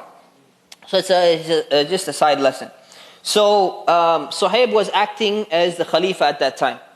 Then Umar, the last thing he did was, Umar sends a message to Aisha through his son, Abdullah, and he asked permission to be buried next to the Prophet ﷺ and Abu Bakr. Right? So he says, I would like to get the other spot on the other side. So Aisha told him, she said, that was my spot. That spot I had reserved for myself, and she has right to it. Why? 1, she's the wife, and 2, that's her house he died in. The Prophet is buried in her house. So who has a greater right to it? She has a greater right to it. But she says, today, because he made this request and he's dying, I'm going to give up my own right and I'm going to give it to him. I'm going to give it to him. And she gave it to him. And Umar, this is something, the best thing that could ever happen to him. So he died after about 10.5 years of being the Khalifa. And when he died in a state of debt. He died in a state of debt. So he didn't even, this is the Khalifa, he didn't even have money left. So he had written in his will that if, we can't pay off my debt with my kids and all of that, then you're going to sell my house and you're going to pay off the debt by selling my house. Can you imagine? This is the Khalifa who just took out the Roman Empire, North Africa, part of Anatolia, the Persian Empire, all the way down to Afghanistan, up to Turkmenistan, and we're even talking about, some sources say, it was during Umar's time when they reached Balochistan. Balochistan is modern day Pakistan. So we're talking about huge expansion. Imagine, and this guy's dying in a state of debt. And the Muslim treasury at this time was almost empty. It's almost nothing there. Why is nothing there? Obviously, it didn't go to Umar because he doesn't have any money. He was spending it on the people. He was spending it all on the people. So it shows you what kind of what a true leader can actually do. And Umar is a great example of what, it's not just one man, by the way. It's very important to understand Umar's life. It's not about one man, it's also about the people that he had under him. It's not just one person. It's a team effort, but the one who's on top makes a world of difference as well, a very big difference. One more correction I want to make. So I made one correction before. The second correction is, I've been looking into it for a while. One more mistake in the notes was, the conquest of Damascus preceded the Battle of Yarmouk. And sources are contradictory, but something so important like this, I knew that there has to be a solid answer. And I'm pretty sure that it's the other way around, not that the note said. So Damascus was before Yarmouk, and Yarmouk took place after that. Okay? So now we move on to Uthman. May Allah be pleased with him. 24 to 35 Hijri. So a decade of Umar and a decade of Uthman. So Uthman's life, we're going to see, is kind of split into a nice period, stable period, and then a period of dissension and problems. So Umar left the council to decide among themselves, and he appointed 6 people. But one of them, Talha ibn Ubaidullah, he was not even in Medina at the time. So now the question is, what do? Umar appointed him, even though he's not in Medina, he's some far off region. So do you wait on an important issue like this because Umar put it there? Does he need to be part of the council? Or do you just leave it and you just kind of skip him? So they decided, you know what? This is too important of a decision, and we don't have time to wait anymore for Talha to come back, so we're just going to go ahead and make the decision. So the majority ruled in favor of Uthman. The last 2 who were left to be decided who's going to be Khalifa was Uthman and Ali. And it was between the 2 of them. And then it was decided that it would be Uthman. And the way that it was selected is a long story and everything, but there were no issues. There were no major issues. So Uthman gives his inaugural sermon, his khutbah, beginning with talking about luxuries. Because now the wealth and the riches are coming into the Muslim community. So he says, all praise is due to Allah. O people, fear Allah. This world is exactly the way that Allah described it. Meaning in the Quran. And this is a verse. He quotes the verse. This world is a play, a vain talk, and ostentation, and mutual boasting among you, and competing in wealth and children. It is like when rain comes down and the vegetation grown by it pleases the farmers. So the rain comes down, you get all these crops and you're very happy. But then it dries up. The land dries up and you see it turning yellow. And then it turns into straw. And he says, and in the hereafter, there's going to be a severe punishment. But also, there will be forgiveness from Allah and His good pleasure. Whereas the present worldly life is just a transient enjoyment of delusion. You know when you grow fruits and you grow crops and all of that, it looks so nice and everything, you can eat some of it. All the things that you store up and you're not able to use it, what happens to it? It's going to wither away in time. It doesn't just stay there, right? So there's no refrigeration units or anything like that. So it's just going to go away. He said the worldly life is the same thing. So why is he starting his inaugural address like this? He wants to make it clear what his policy is going to be. It should not be that people take all this wealth for themselves. But you have to understand 2 things about Uthman.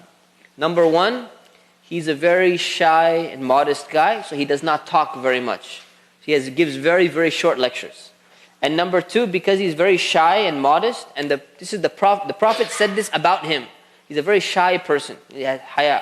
Very modest, very soft-spoken and everything. This can potentially be an issue when you have other people who are running after the world. He may not be very tough with them, like Umar used to be very tough. So this is some characteristic of Uthman, and it was praised by the Prophet, peace be upon him. But we're going to see that when the circumstances, sometimes people change, then perhaps this can cause a problem if you don't have somebody balancing it out. So let's take a look at his qualifications for leadership. He was 5 years younger than the Prophet, peace be upon him, which means that now he's in his late 70s. So he's an old man. All right? He was one of the earliest Muslims who actually accepted Islam under Abu Bakr. Abu Bakr went out, started telling people about Islam. He was one of the first. He was married to Ruqayya, the daughter of the Prophet. And when Ruqayya passed away after the Battle of Badr, then the Prophet gave him Kulthum, who was another one of his daughters in marriage. And he said, if I had another daughter, I would give another one to Uthman. Uthman got special treatment because it shows you something about his character. The Prophet, peace be upon him, wanted his daughters to marry someone who had this shyness and this modesty in them. He was a soft person, and that's what the Prophet wanted for his daughters.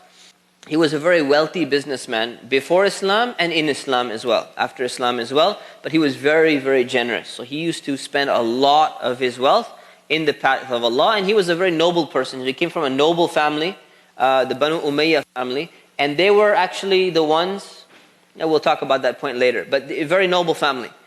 He was used, this is very important, so he was used by Abu Bakr and Umar as an advisor in Medina. So far everyone's quite happy with what Abu Bakr is doing, he did, and what Umar did.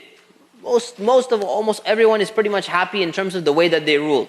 So the fact that he was one of the major advisors staying in Medina, and he was consulted by both of them, means that the people who are happy with them, they're pretty much going to be happy with Uthman as well. So there was nothing major, no one objecting to his rule.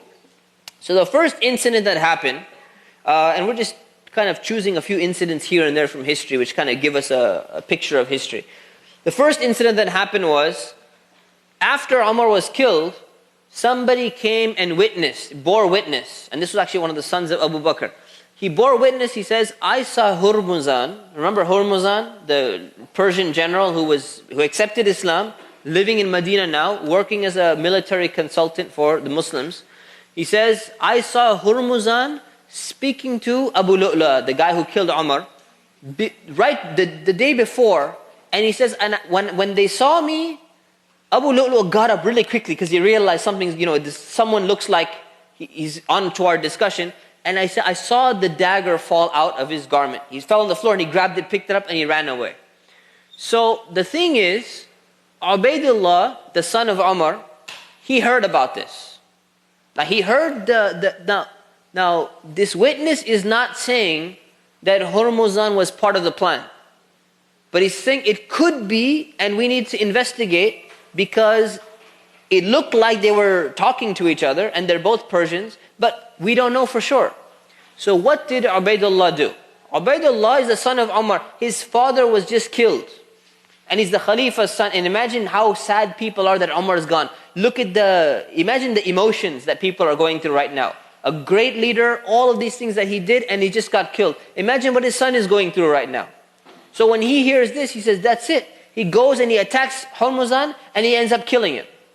So what would you think? You'd think, well, it's justified in the sense that, the guy killed the Khalifa. If this guy even has anything to do with him, he should be taken out as well.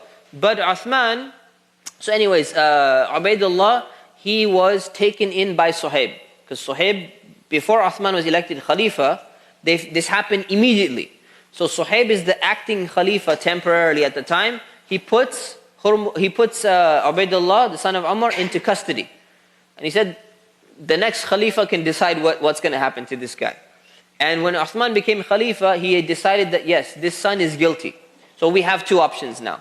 Either we're going to kill Ubaidullah, because that's the retaliation for murder, or we're going to pay blood money on his behalf. Now Hurmuzan, he doesn't, as far as we know, he doesn't have any other family who's going to be making the decision on his behalf on whether or not the guy can be forgiven and he can be paid, or he needs to be killed as retaliation, because the family members will decide that. So Uthman took it upon himself to pay the blood money on behalf of Ubaidullah. But the interesting thing is, he didn't take the harshest stance, but he still considered him to be guilty. So it shows you that Uthman is still going to be dealing justice Doesn't matter what kind of emotional scenario or emotional situation it is, it's not justified. So now going back to shifting gears into what's happening in the rest of the world. So the Romans, keep in mind the Romans are really upset that they lost Egypt and they also lost North Africa. And they lost their emperor. Actually, they lost 3 of their emperors back to back. So 3 Caesars had been gone. They lost all this territory. Now imagine the new Caesar, who actually survives for like a little while, the new Caesar, he has to establish his, authority. He's coming in, you got to show that, you're doing something for the Roman Empire. So he's like, that's it, we're going to take back Egypt. We got to do something about it.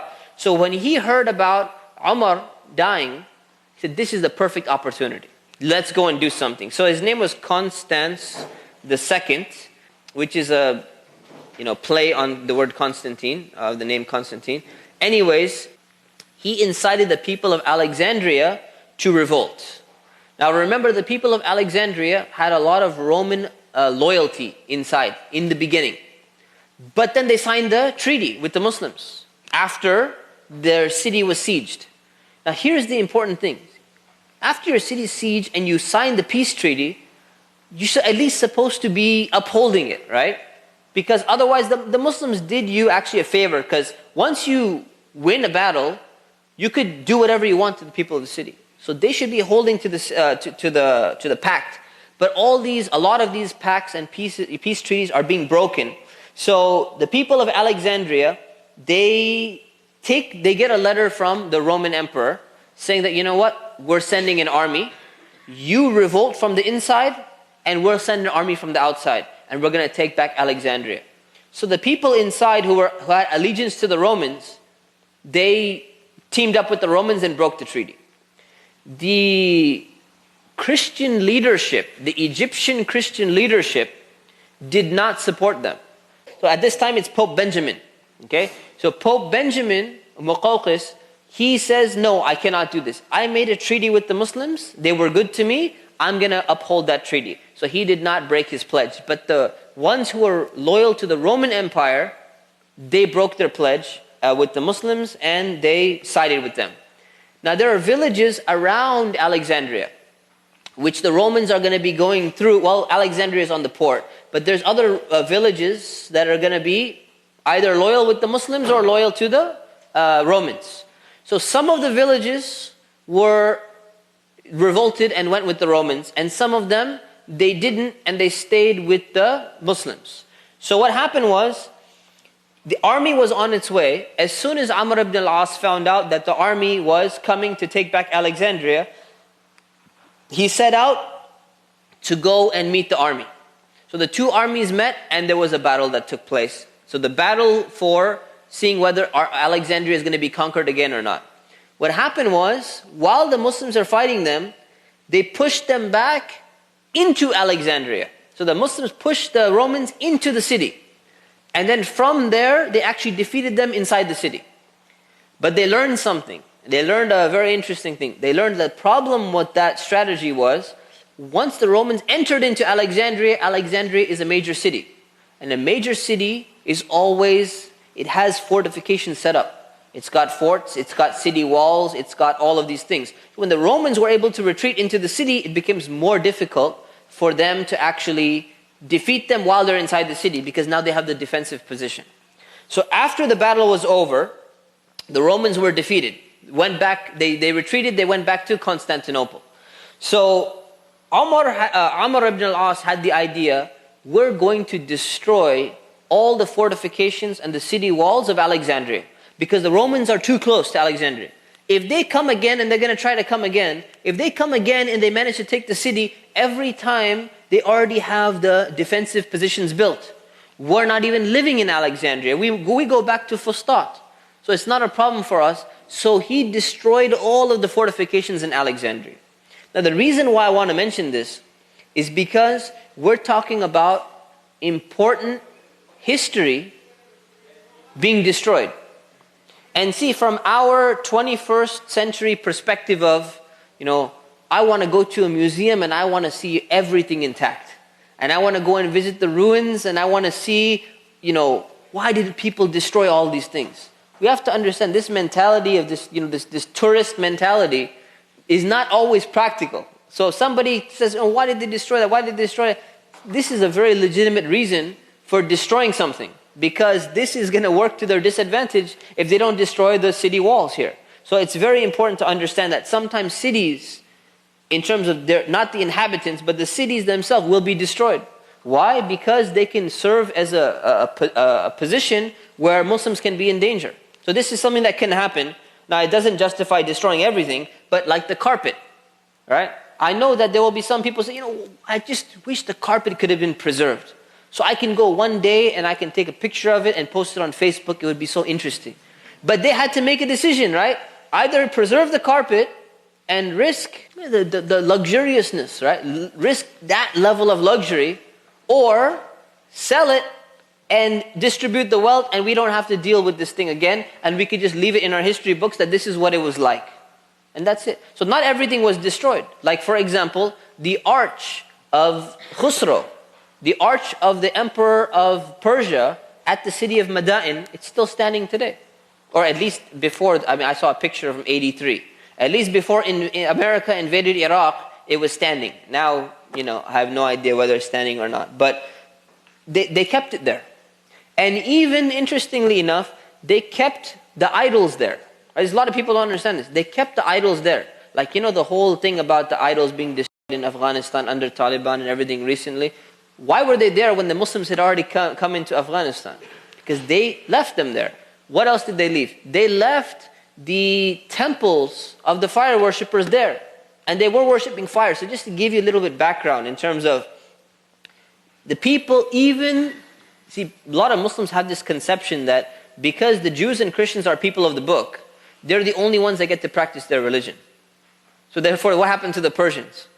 They either became Muslim or they became Jew or became Christian. No, they remained fire worshippers, and they actually kept their fire temples, and their fire temples were not destroyed. And there's evidence of so many fire temples remaining up until 3rd, 4th, 5th centuries in Persia, and beyond.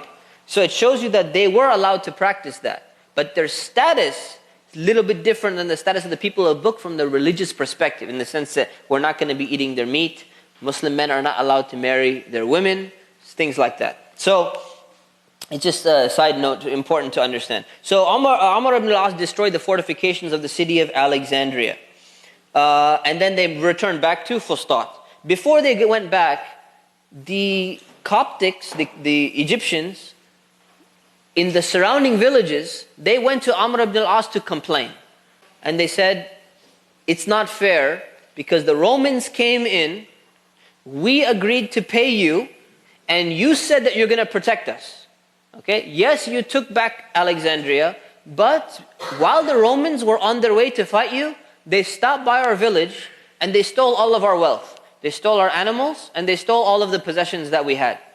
And he says, the villages were the villages who did not break the treaty with the Romans. He said they stole all of this because we didn't give them any supplies. So we said, no, we're not going to support you with a treaty with the Muslims. So they stole everything. So he said, you promised to protect us. So what happened to your protection? Now the Muslim didn't even get a chance to make it there in protection. So they understood that you couldn't protect us because the army, it just arrived. So they said, we want you to compensate us for the losses. And this would be fair. So what does Amr do? Amr keeps to the pledge and he says, okay, anyone who can prove, because see, once the Romans had taken the wealth, they went into Alexandria. Now they have the wealth and they're leaving it behind. Anyone who can prove that this is the amount of wealth that they had, then we will reimburse you for everything that you had lost. As long as you can prove it. So the Muslims are very balanced. They will be fair and they will reimburse you. But they're not going to be foolish and just give you whatever you claim. That you have to prove your case. This is how big my farm was. This is how many animals there were on there.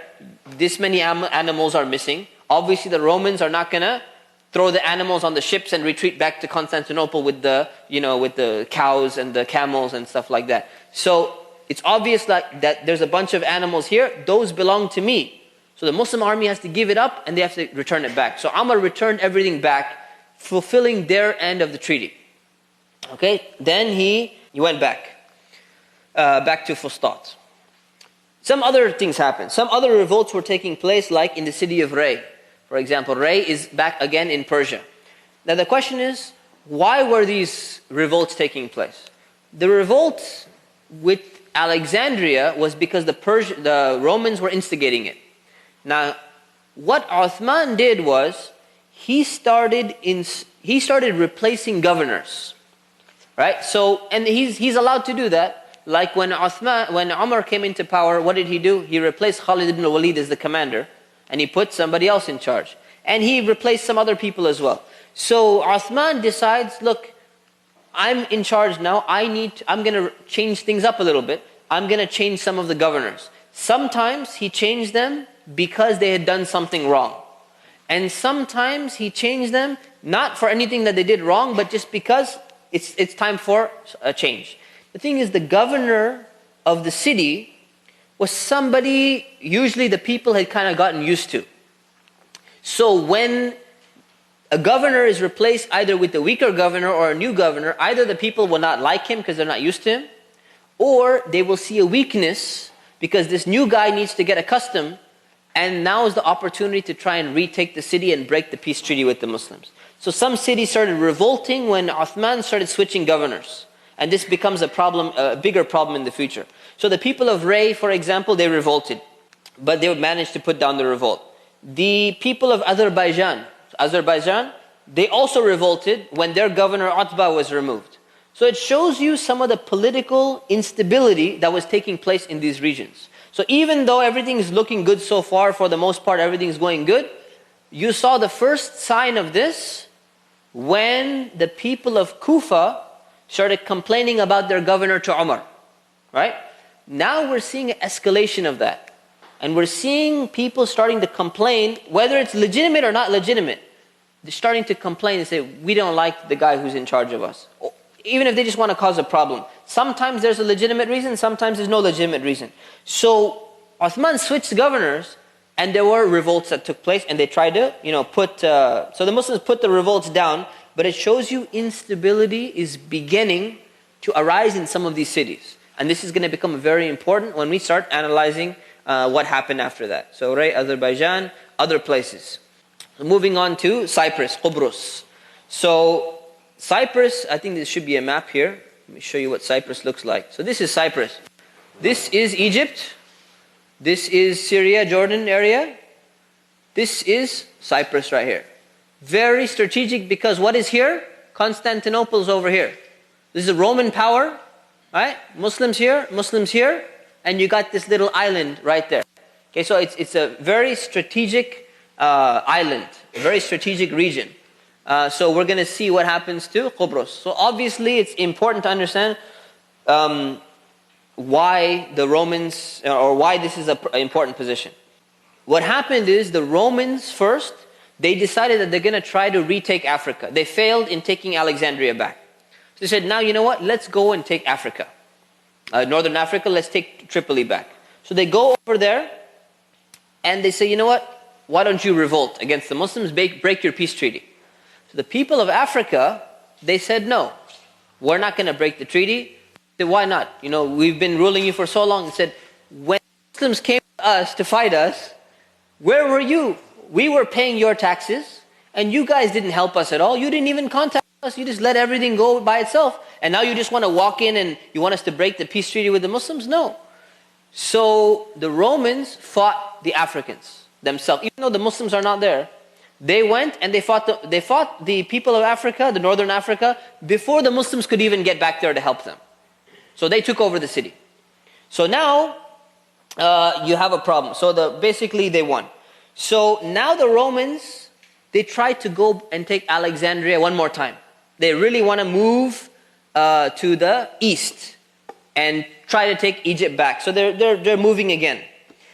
So this time they say, we're going to take Egypt from double side, because now we have the strategy. We're going to take Egypt from Cyprus going south, and we're going to take it from Tripoli going east. So we're going to attack them from both sides. So when Muslims get word of this, they say, you know what, now we need to take Cyprus. Now here's the thing. Muawiyah is in Syria. And Muawiyah is going to become an important figure in history later on. So Muawiyah is the governor over the entire region of Syria. He used to ask Umar all the time, we need to take Cyprus. We need to take Cyprus. This is a strategic region. And Umar used to say, no, you're not going to take Cyprus because it's an island. And we Arabs, we don't know how to fight on the sea. We can fight on land. We're not used to ships. We don't know how to deal with, we're not used to this at all. And he says, when you fight on land and you retreat, what happens? At least you can run away. Here, we already drowned a few times in the bridges with the Persians because we're not used to water at all. Even we drowned in some of the rivers. Imagine if we're in the ocean, in the sea, it's very dangerous. So we're not going to do it. Now that Umar is gone, and these other events are taking place, Uthman gives Muawiyah the green light. And he says, you can start a naval battle. You establish a navy, and the Muslims will start learning to battle in the ocean as well. So he gets the green light, and he decides, okay, now we're going to move forward. Now this was actually something predicted. The Battle of Cyprus was something predicted as well by the Prophet ﷺ, peace be upon him. Haram, one of the women in Medina, one time the Messenger of Allah ﷺ was in her house with her husband, and he fell asleep in that room. When he woke up, he saw her and he told her, he said, I just had a dream. I had just been made to see a vision. This is authentic hadith, by the way. I had been made to see a vision where some people of the Muslim community, they were fighting in the water. They were fighting in boats and they were fighting in the water. So Haram, she asked the Messenger of Allah, O Messenger of Allah, just imagine, what would you ask if you just heard this? Those of you who didn't read this part, what would you ask? Huh? Did we win? Could be one question. What else? What would you ask? How did we win? Okay. What else? Where was the battle? Okay. Who was it against? Right? It shows you the difference in mentality between us and them. We're very inquisitive people. We want to know the details. Give us the details. What happened? What were they like? Oh, that's really interesting. That's really interesting. You know, Haram is a woman. You know what she asked? So, oh Allah, oh Messenger of Allah, make dua to Allah. I could be one of those people. I want to be in that battle. Can you imagine? This is the way that they were thinking. I want to be one of the people in there. So he made dua and he supplicated. He says, you're going to be one of those people. And Haram actually was one of the people who was taken to the Battle of Cyprus. And then she realized, this is exactly what the Messenger of Allah was talking about. Because they can't tell, fighting in the sea. No one could imagine from Medina at that time, the Muslims are actually going to be fighting at sea. So she actually was there in the conquest of Cyprus, and she died, shaheed.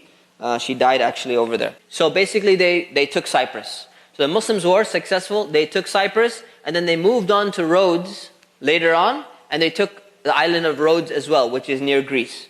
Okay, so it shows you how the Muslims now had transitioned from a land power to a sea power as well. So they started learning that, you know what? We can't just remain in our own ways because the Romans keep coming by ship. The Romans are not traveling through Syria. They're going and attacking Africa through ship and attacking Egypt through their ships.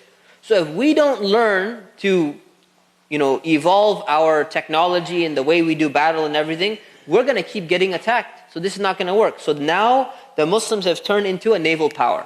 And this is a very important stepping stone, at least in military history. Okay. So one thing is missing here, and that's the compilation of the Quran. So around this time, Huzayfa ibn al-Yaman was traveling around the different areas, and he comes back to Medina, and he says, Uthman, everyone is reciting the Quran with like different recitations, but they're not correct ones. A lot of the people who are entering into Islam, because of their mispronunciations and they're confusing this style of reciting and this, because there's different styles of reciting the Quran, and they're all okay, but they were mixing up the different recitations and just basically slaughtering it. So Hudayfa says, we need to do something.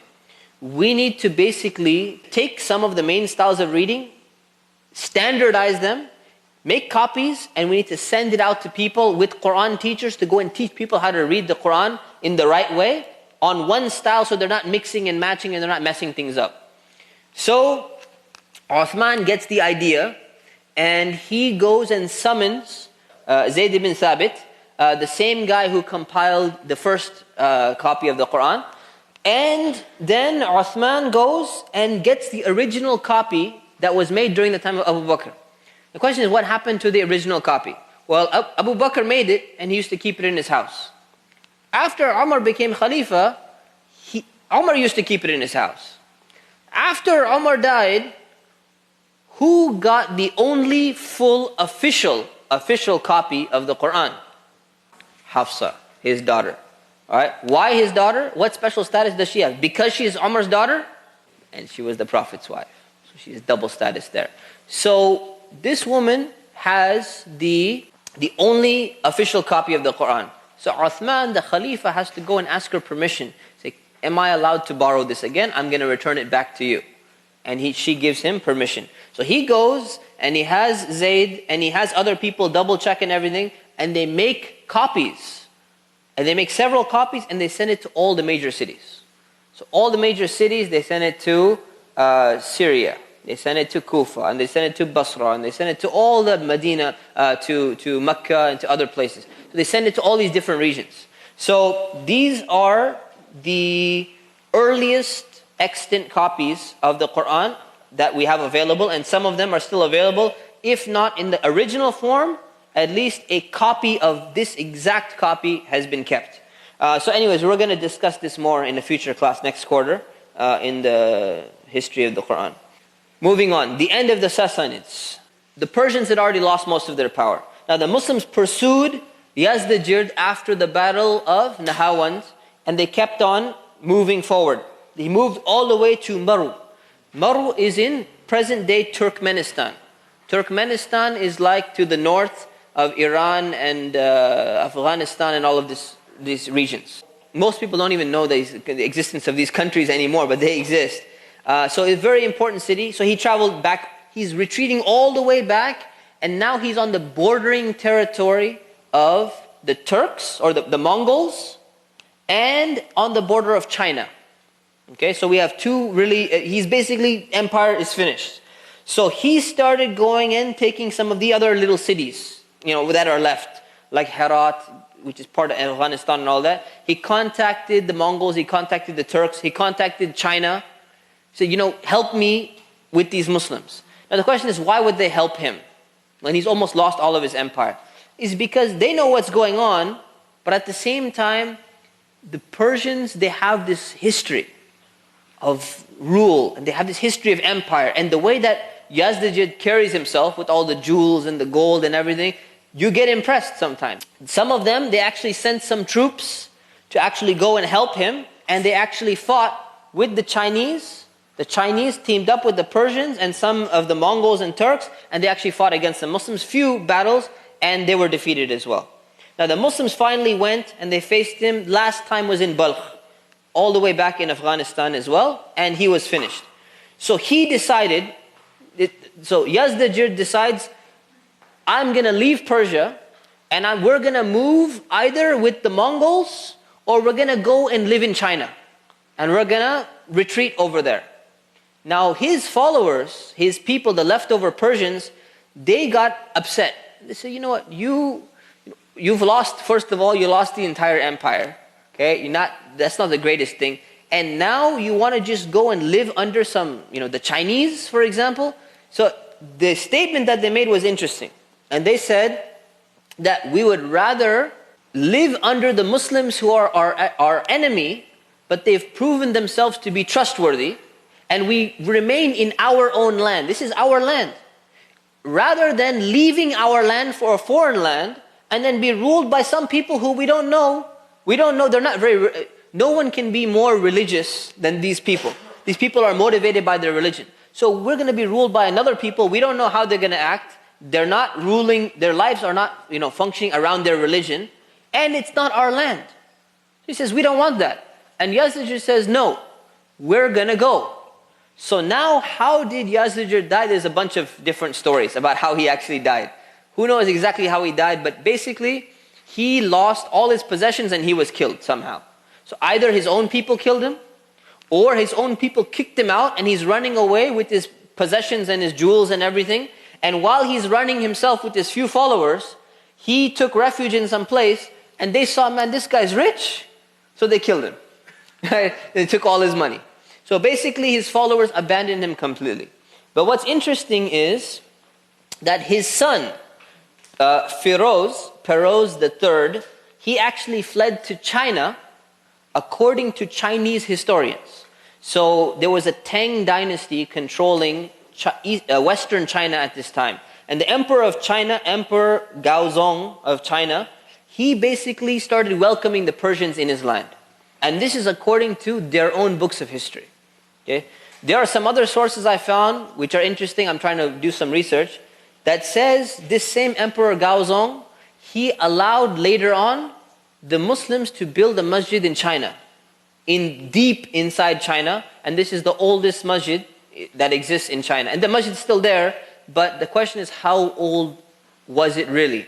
So I have not been able to find the sources, but Chinese sources show that the Persians were welcome in China, and they basically, all the leftover Persians retreated, and they were living in China at that time. The ones who came back and joined the Muslims took all the treasures that Yazdijir had that he wasn't able to take himself, and they gave it to the Muslims, said, now we're making peace with you after all this time. So Persia is 100% finished, and there is nothing left. The only thing that's left of the Persians is in China, and they basically integrated with the Chinese.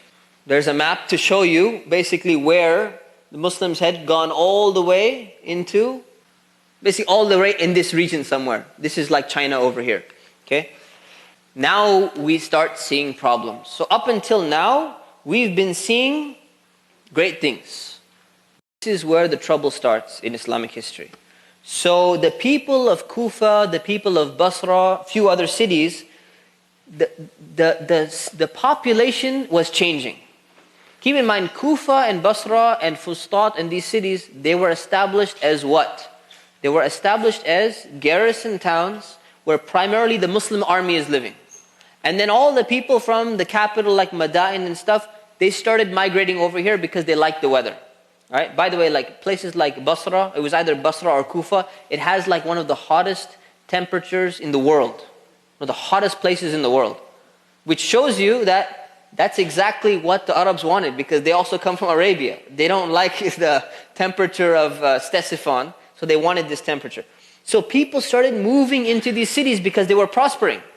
So what happened was, now all the people who, the Persians who had not accepted Islam, they started moving from the villages and stuff into the cities, and these cities became large cities. And when you have everyone coming in and moving in, and you have the senior companions and the role models and stuff, they're moving out and they're still in the army and they're doing other things. What's going to start happening? You have what we call big city decay, right? The big cities, and then you see all the immoralities. You see the vices start cropping up in these cities because there's too many people, and the people that are coming in, everyone is coming in. So they're overwhelming the people who used to be there, and you have an issue. So this is where some of the problem starts. In Kufa and Basra, people started getting jealous, obviously. That's one aspect, is that they're saying, these Arabs are ruling us. So this Persian nationalism started playing a role as well. And there were other reasons. So Uthman hears that there's a group of troublemakers in these areas. And they're going and they're spreading some rumors and they're talking about the governors and all of that. So he says, look, he gets word, he says, we need to deal with this group. So he sends them to Syria. Now, why would he send them to Syria? He sends them to Muawiyah. The reason why he sends them to Muawiyah in Syria is because that's the most stable region in the Muslim empire, outside of Medina and stuff. In the Roman and Persian territory, that's the most stable region. Because Muawiyah is controlling it really well.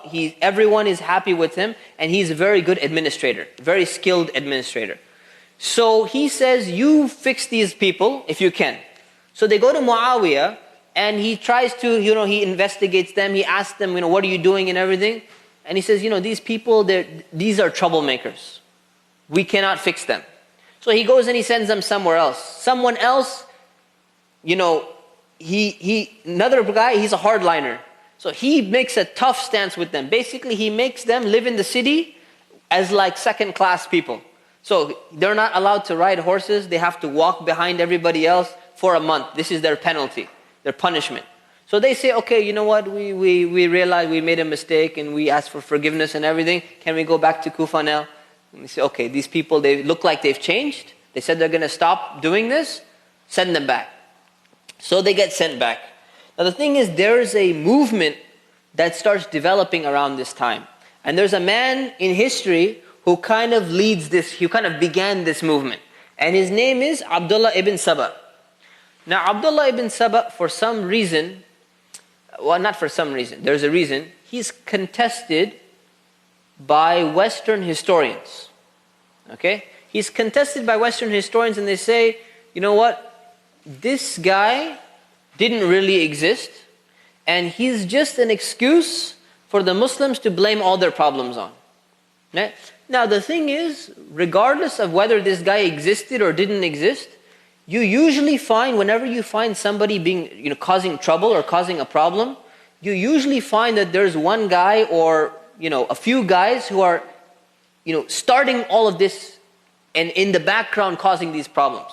Like you had Abu Jahl in Mecca, right? He was a prominent guy and causing a lot of problems. In Medina, you had the head of the hypocrites, Abdullah ibn Ubay, ibn Salul, right? So he was that guy in the background. But the thing is, he was exposed clearly because the Prophet was there. And he exposed him, right? And a revelation came down and everything. But this guy, Abdullah ibn Saba, now historians say, oh, well, you just wanted to blame your thing. Whether he's real or not, doesn't matter. There's definitely one or two guys who did all these things. Because these things started appearing in the society, in the community. So what did he do? What did he do? He was known to be a Jewish man who professed Islam. He pretended to be Muslim. And he settled into Medina. Actually, before he went to Medina, he started going to different cities. So he goes to Medina, he goes to Kufa, he goes to Basra, and he starts causing problems. So he keeps getting kicked out of these cities, and he goes to different cities. What are some of the problems that he did? He started creating doubts in people's mind. One of the things he started saying was, to the weak-minded people who don't know too much about Islam, that's why it's important to have a good foundation in Islam. One of the things he says, you know what? You guys believe that Prophet Isa is going to come back? He's going to come back, right? Afterwards. He said, yeah. Why isn't the Prophet Muhammad ﷺ going to come back? Who's better? According to Muslim status, Muslim eyes, is your Prophet better or is Prophet Isa better? Prophet Jesus, is he better?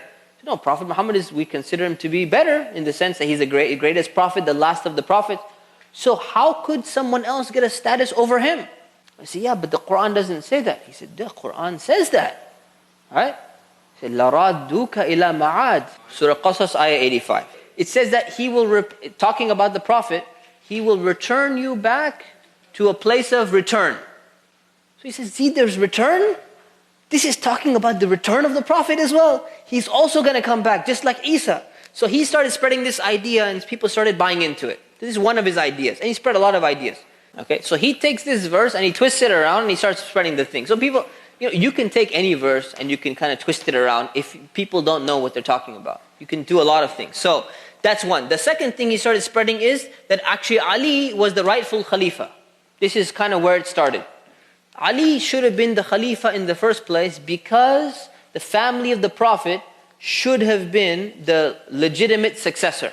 So he went back and he saw that in the beginning, remember there was a difference? There were three opinions. Either the Ansar, the people of Medina, choose their own leader, or it's going to be from the people of Quraysh, people of Mecca, and people were convinced that it should be from the Quraysh. Now, the family of the Prophet is from the Quraysh. So it was down to either the family of the Prophet or it was down to Abu Bakr. So they said, no, there was some issue with Ali in terms of accepting or not. And we'll talk more about it later. And he says, Ali should have been the Khalifa in the first place, and Abu Bakr stole it from him. And then he said, and Umar stole it from him as well. And then he says, now Uthman, the two of them finally, they were ready. Ali was just neck and neck with Uthman, and Uthman took it from him. So he started this idea.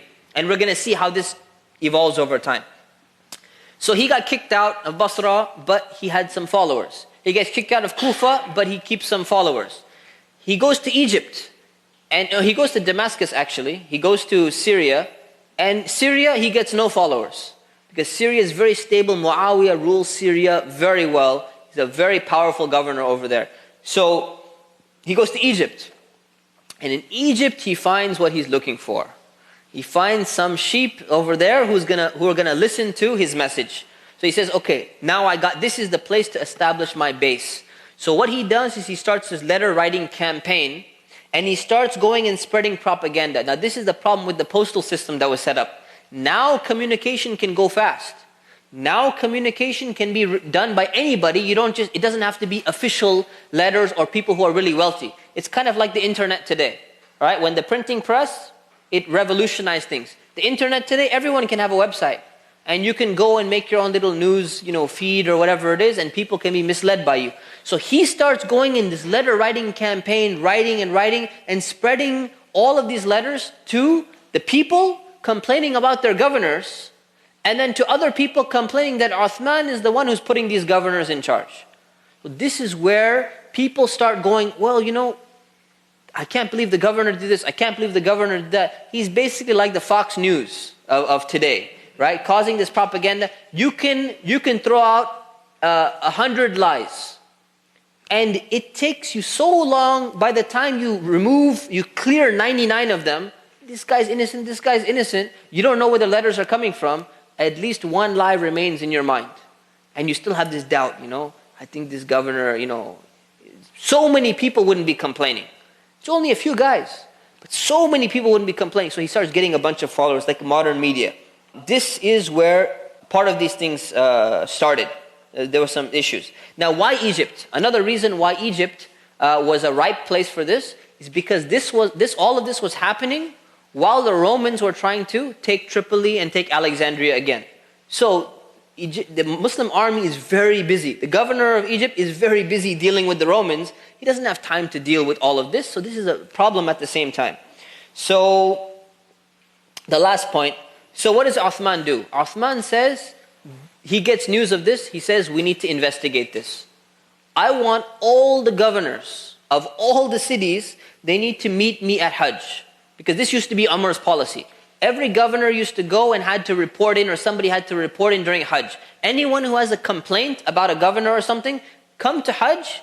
The Khalifa is going to be there. He's going to listen to your complaints. So he called all the governors and he asked them and he says, we got to do something about this. He investigates. He sends out an investigation mission.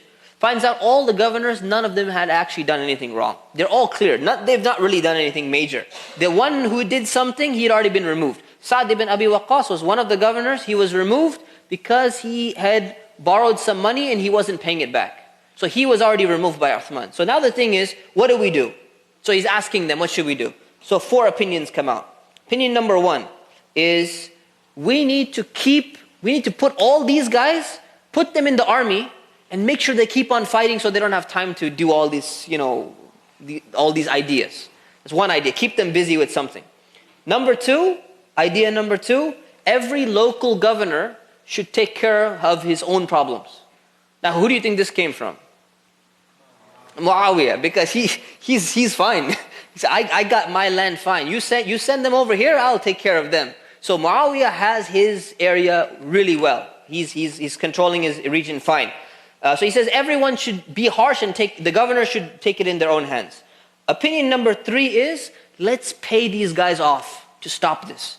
Because they're probably just in it for the money. They want power, they want money. Let's just pay them off, give them something, just keep their mouth shut and they're just going to stop. Opinion number 4, we come down hard on these people and we make them an example. So Uthman says, look, we can't do that because we can't punish them severely when Islam has not mandated a punishment for that type of crime. So we can't do that. So Uthman took a soft stance. And he said, you know what, let's try and give in to some of their demands.